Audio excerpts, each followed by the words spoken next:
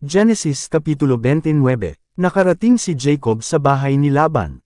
Nagpatuloy si Jacob sa paglalakbay niya hanggang sa nakarating siya sa lupain ng mga taga-silangan. May nakita siya roon na isang balon at sa tabi nito ay may 30 pulutong ng tupa na nagpapahinga, dahil doon kumukuha ang mga tao ng tubig na ipinapainom sa mga tupa. Ang balon na ito ay tinatakpan ng malaking bato. Iniipon muna ng mga pastol ang lahat ng tupa bago nila pagulungin ang batong nakatikip sa balon. Pagkatapos nilang painumin ang mga tupa, muli nilang tinatakpan ang balon. Ngayon, nagtanong si Jacob sa mga pastol ng tupa, "Mga kaibigan, taga saan kayo?" Sumagot sila, "Taga Haran." Muling nagtanong si Jacob, "Kilala ba ninyo si Laban na apo ni Nahor?" Sumagot sila, "Oo, kilala namin." Nagpatuloy sa pagtatanong si Jacob, "Kumusta na ba siya?" Sumagot sila, "Mabuti naman. Tingnan mo, paparating ang anak niyang si Rachel dito kasama ang kanilang mga tupa."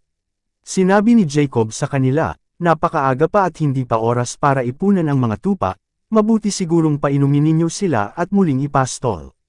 Sumagot sila, "Hindi namin yan magagawa kung hindi muna maiipon ang lahat ng tupa. Kung nandito na ang lahat, doon pa lamang namin pagugulungin ang takip na bato para sila huway painumin." Nagsasalita pa si Jacob sa kanila nang dumating si Rachel na dala ang mga tupa ng kanyang ama, dahil siya ang nagbabantay sa mga ito.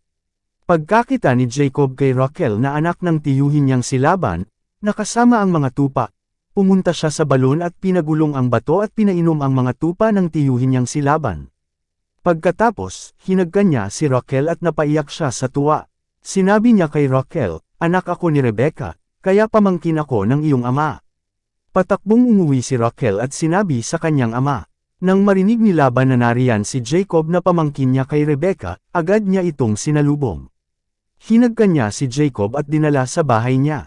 At doon sinabi ni Jacob kay Laban ang lahat ng nangyari. Sinabi ni Laban sa kanya, "Tunay na magkadugo tayo." Naglingkod si Jacob kay Laban dahil kina Rachel at Leah.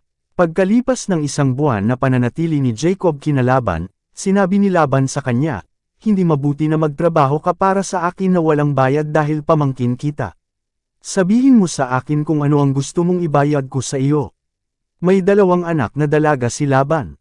Si Leah ang panganay at si Rachel ang nakababatang kapatid. Mapupungay ang mata ni Leah, pero mas maganda ang hubog ng katawan ni Rachel. Dahil may gusto si Jacob kay Rachel, sinabi niya kay Laban, "Maglilingkod po ako sa inyo ng 7 taon kung ibibigay niyo sa akin ang kamay ni Rachel."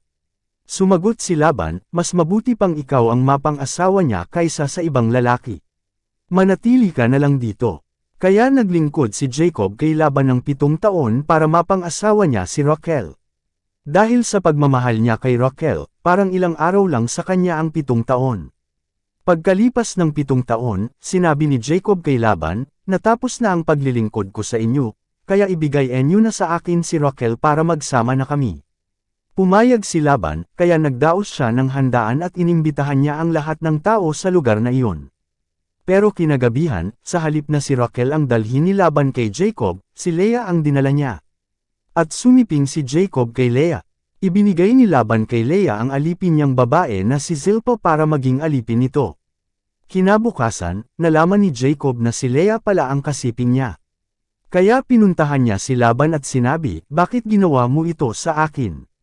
Naglingkod ako sa iyo para mapang-asawa ko si Rachel. Ngayon, bakit niloko mo ako?" Sumagot si Laban, "Hindi kaugalian dito sa aming lugar na maunang makapag-asawa ang nakababatang kapatid kaysa sa nakatatandang kapatid. Hintayin mo lamang na matapos ang 1 linggong pagdiriwang ng inyong kasal at ibibigay ko agad sa iyo si Rachel, iyan ay kung muli kang maglilingkod ng 7 taon pa." Pumayag si Jacob sa sinabi ni Laban. Pagkatapos ng 1 linggo na pagdiriwang ng kasal nila ni Leah, ibinigay ni Laban kay Jacob si Rachel. Ibinigay ni Laban kay Rachel ang alipin niyang babae na si Bilhah para maging alipin nito.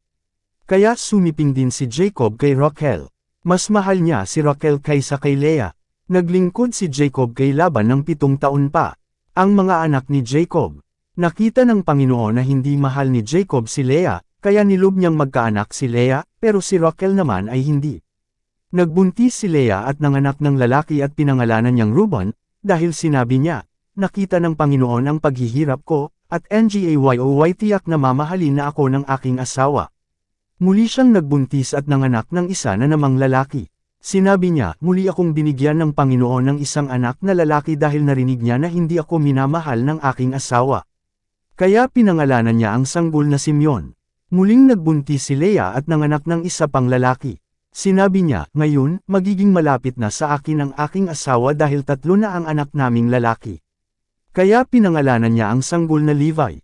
Muling nagbuntis si Leah at nanganak ng isa na namang lalaki. Sinabi niya, ngayon, pupurihin ko ang Panginoon. Kaya pinangalanan niya ang sanggol na Juda. Mula noon, hindi na siya nagkaanak.